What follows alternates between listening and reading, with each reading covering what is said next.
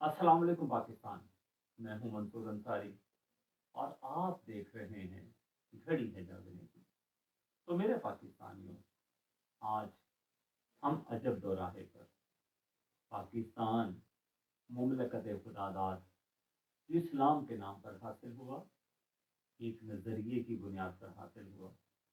نظریہ در حقیقت ایک سوچ، ایک خیال، ایک لاہ عمل. اور ہمارا خیال کیا؟ اسلام. ہمارا خیال اللہ کی محبت، اللہ کی چاہت، اللہ کا پیار. تو پاکستانیوں، پاکستان اسلام کے نام پر ہم یہی تو چاہتے تھے. یہاں پر دین ہو، یہاں پر ایمان ہو، یہاں پہ خوشحالی ہو اور یہاں کی معیشت مضبوط ہو. پاکستانیوں، وقت عجب ہے. معیشت ہچکولے کھا رہی ہے. پاکستان ڈوب رہا ہے. جانتے تو آپ ہیں کہ وہ سرکش عناصر جو وطن کے خلاف ہیں، جو معیشت کے خلاف ہیں، وہ نہیں چاہتے کہ پاکستانی عوام خوشحال دکھے، پاکستان کے لوگ امن کی زندگی جئیں. تبھی تو آپ دیکھتے ہیں کبھی ہم IMF کے پاس جاتے ہیں، کبھی ہم دیگر ممالک کے پاس جاتے ہیں، کشکول لیے نظر آتے ہیں، بھیک مانگتے ہوئے نظر آتے ہیں. ہونا تو یہ چاہیے تھا کہ کشکول کو توڑ ہی دیا جاتا، ہاتھ نہ پھیلانے پڑتے، کسی کے سامنے نہ گر گرانا پڑتا. ہم مسلمان ہیں اور ہمارا کامل یقین ہے کہ اللہ مالک ہے، اللہ خالق ہے، اللہ مسبب الاسباب ہے. ہمیں اپنی تمام احتیاجات اس کے سامنے رکھنی ہے. لیکن ہماری امیدوں کا محور تو یورپ ہے، مغرب ہے. ہم ان سے مانگتے ہیں، کاش اللہ سے مانگا ہوتا تو آج یہ حالات نہ دیکھنا پڑتے. 75 سال ہو گئے پاکستان کو بنے اور ہم مقروض ہوتے گئے. ڈالر تگڑا ہوتا گیا، روپیہ گرتا گیا اور ہمارے حالات اور بگڑتے چلے گئے. پاکستان میں ایک بھی رہبر نہیں ملا، کوئی ایسا رہنما نہیں ملا جو یہ درد رکھتا ہو دل میں نا، جو قوم کا سوچے، جو اس کی خوشحالی کا سوچے. اب ہم پر یہ ذمہ داری ہے. آج جاگنا ہوگا ہم کو، فیصلہ تو کرنا پڑے گا. عدل پر چلنا ہے، مساوات پہ چلنا ہے، رواداری پہ چلنا ہے، حسن سلوک پہ چلنا ہے، نظریات پہ چلنا ہے، شعور و آگاہی پہ چلنا ہے، یا وہی فرسودہ نظام پہ چلنا ہے جس میں طاقتور ترین بنتا جائے گا اور کمزور کمزور تر ہوتا چلا جائے گا. پاکستان میں مبارکباد دیتے ہیں ہم لوگ پاکستان کی افواج کو، جن کا بڑا کردار رہا ہے پاکستان کے تحفظ میں، پاکستان کی بقا میں، پاکستان کے استحکام میں. ایک بار پھر کردار چاہیے، میدان میں اتریں اور فاسقوں، مفسدوں اور ظالموں کو کٹہرے میں لانے کے لیے عدالتی نظام کا ساتھ دیں، پاکستان کی عوام کا ساتھ دیں، جمہوری نظام کا ساتھ دیں اور یہ جو مراد یافتہ طبقہ ہے ان کی مراد کو ختم کرنے میں پاکستان کا ساتھ دیں. پاکستان میں تعلیم ایک زیور ہے. جس کے پاس علم آ جاتا ہے نا، وہ اس کی زندگی کافی مشکل ہے. شعور آگاہی انسان کو جہاں دور تک لے جاتی ہے، وہاں پر حقائق سے جب پردہ چاک ہوتا ہے تو زندگی بے بس اور لاچار دکھتی ہے.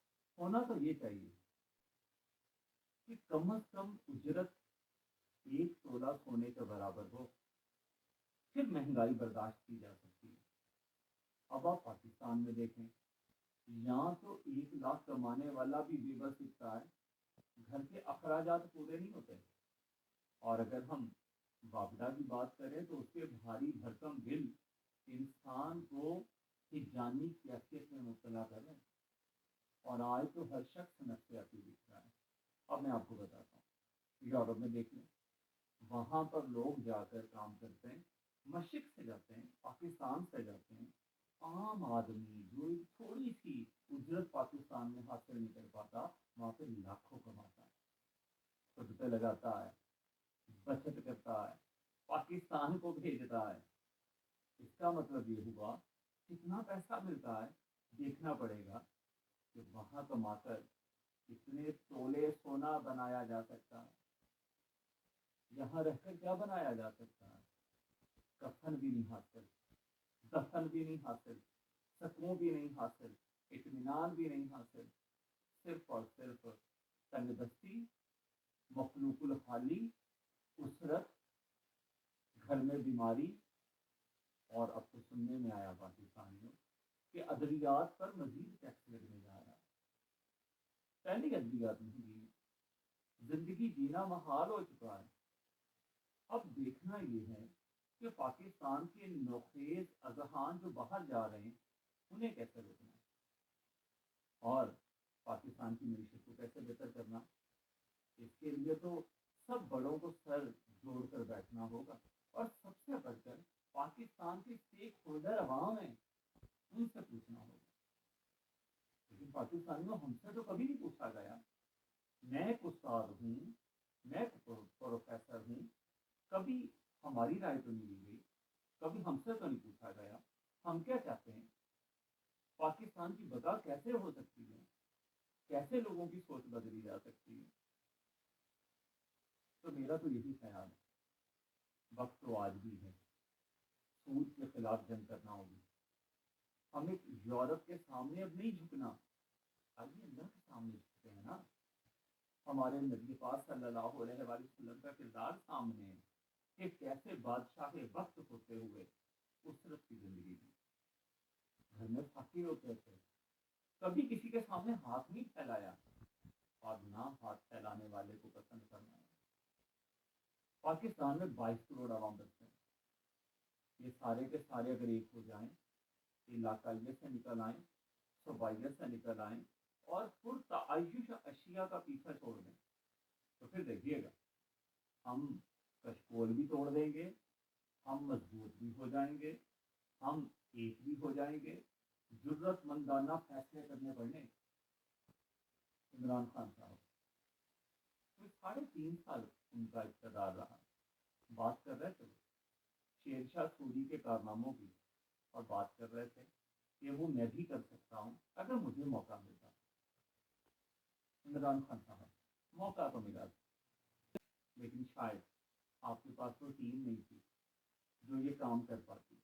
اب مجھے لگ رہا آپ نے بہت کچھ سیکھا ہوگا، کسی نے ناکامیوں سے انسان سیکھتا ہے، دھوکوں سے سیکھتا ہے، دھوکے تو آپ نے بھی کھائے، ڈسا تو اپنوں نے، اب بھی سیکھ جائیں۔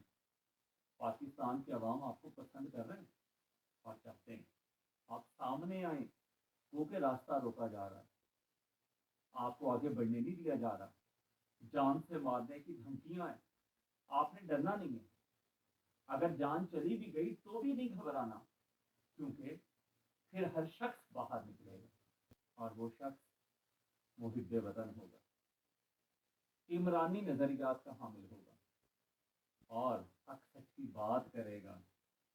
تو میرا آپ سب کے لیے پیغام ہے۔ اس کے ساتھ ساتھ میں ان لوگوں کا مشکور ہوں جو بیرونی دنیا میں پاکستان کو ڈالرز بھیجتے ہیں، پاکستان کی ترقی کے خواہش مند ہیں۔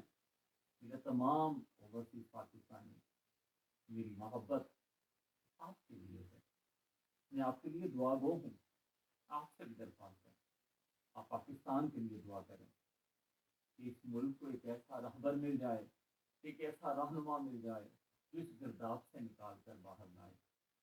لیکن طریقہ کار میں نے بھی بتا دیا ہے، رب کو راضی کرنا پڑے گا، معافی مانگنا ہوگی ان تمام بدافعالیوں کی جو ہم نے بطور مسلمان ہوتے ہوئے کی ہیں، ان برے افکار و نظریات سے توبہ طائب ہونا پڑے گا جو یہود و نصارہ کی ترجمانی کرتے ہیں، اہل ایمان بن کے سوچنا پڑے گا۔